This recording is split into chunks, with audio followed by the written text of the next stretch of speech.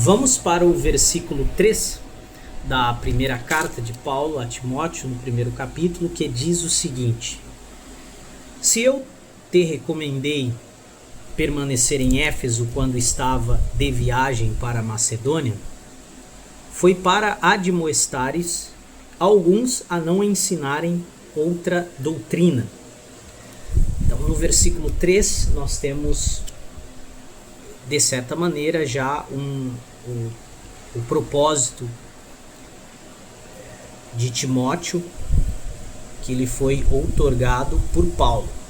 Contudo, diferente de algumas versões que empregam a palavra ordenei, mandei ou até exortei, farei uso da palavra mais próxima do que nós temos de fato no grego, que é uma recomendação. Então Paulo recomenda Timóteo, vai fazer uma recomendação a Timóteo, isso possivelmente antes mesmo da carta, no que diz respeito a alguns na cidade de Éfeso, coisa essa que trataremos no decorrer do nosso estudo dessa carta. Então é importante notar mais uma vez um sentimento de Paulo para com Timóteo a partir desta palavra, né? Uma recomendação, não uma ordem, um mandato, uma exortação, coisa essa que ele pode muito bem fazer. Mas aqui essa palavra vai fazer com que se note a diferença, mais uma vez, do tratamento de Paulo para com Timóteo e para com os demais esses corruptos, bastardos, heterodoxos, né? Então, Timóteo, um homem de muita virtude, um homem manso, então recebe essa recomendação de Paulo, o que é diferente para os corruptos e para estes bastardos, né? Que não são filhos legítimos aí de Paulo, verdadeiro filho de Paulo, como Timóteo é. E Paulo, quando vai tratar com estes, ele usa palavras, por exemplo, como nós temos em Tito, né? Repreende-os com toda a autoridade. Então já não é uma recomendação, né? Então para Timóteo a recomendação é para que ele admoeste, né? Ou para ele admoestares a alguns. Ele não usa recomendar a esses, ele usa, né, a admoestação, que é de forma simples uma advertência aos falsos, colocando a eles as consequências dos seus erros. E isso será feito através da instrução do mestre, que no caso é Timóteo, que vai aconselhar e instruir eles para que eles tenham consciência do perigo das coisas que eles estão ensinando, ou seja, das suas próprias ações. Então, essa palavra suave, bem familiar, é aplicada a Timóteo. E isso não se aplica aos demais. Os demais serão admoestados. No caso, estes outros que não são citados nominalmente, até para que eles não percam o seu recato, né? Uma vez que eles seriam admoestados, repreendidos publicamente. É importante dar ênfase nessa palavra, mais uma vez, porque está relacionado no trabalho do mestre, né, de Timóteo, com essas pessoas. Poderíamos até conjecturar se a carta não seria suficiente para tratar desta problemática.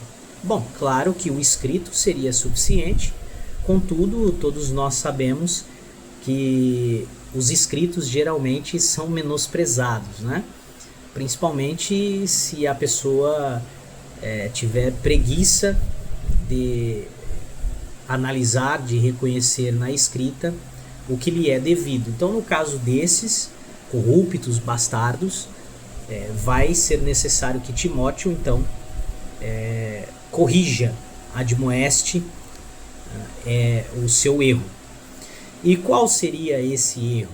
Qual seria essa outra doutrina, esse falso ensino? Bom, esse falso ensino, ele é palco, na verdade, de discussões mais longas, que nós não teremos tempo aqui, nem é nosso objetivo aqui, mas inicialmente é visto nos falsos apóstolos, aqueles que arrogavam ser apóstolos também, os judeus. Então haviam judeus que não por causa da sua própria consciência, na verdade mais pela sua vanglória, né?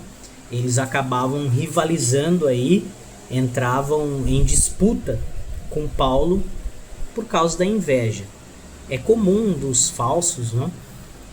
Dos falsos mestres, no caso aqui esses que arrogavam até ser apóstolos, querer lançar luz sobre o outro, né, de uma forma em levar detrimento a ele, uma imagem negativa ao outro para se vangloriar.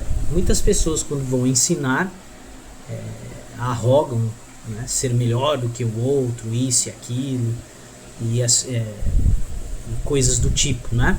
Faz comentários bem pitorescos sobre os outros, costuma dizer que só o seu ensino está certo e coisa do tipo, né? Então esses judeus, eles tinham como objetivo fazer discípulos, então eles teriam que rivalizar com Paulo, teria que entrar em disputa com Paulo, e isso é claro por causa da inveja. Então eles acabavam ensinando uma outra doutrina, e Timóteo vai ser estabelecido em Éfeso como aquele que vai presidir, aquele que vai governar. Então Timóteo vai trabalhar na congregação de uma maneira muito diferente do que às vezes estamos acostumados a ver e até reconhecer nos dias de hoje. Então Timóteo é um delegado apostólico, um dignatário, um comissionado, um colaborador, como muitas vezes vai ser traduzido, né, nas versões, e ele terá total autoridade como mestre, como um delegado apostólico, para governar a congregação. Então é ele que vai então ter que fazer frente contra esses falsos mestres, que inicialmente nós vamos nos limitar aos judeus, que movidos por inveja e na busca de vanglória e discípulos próprios, disputavam com Paulo. Então isso já é anunciado pela forma que Paulo se pronuncia para Timóteo e o orienta a lidar com os demais. Então, para Timóteo é uma recomendação. No caso dos falsos, serão ordens, né? Admoestações, advertências que precisam ser observadas no tocante àquilo que eles estão ofertando ali para a comunidade de Éfeso. Tá certo? Então nós vamos parar um pouco por aqui e vamos entrar no versículo 4 posteriormente.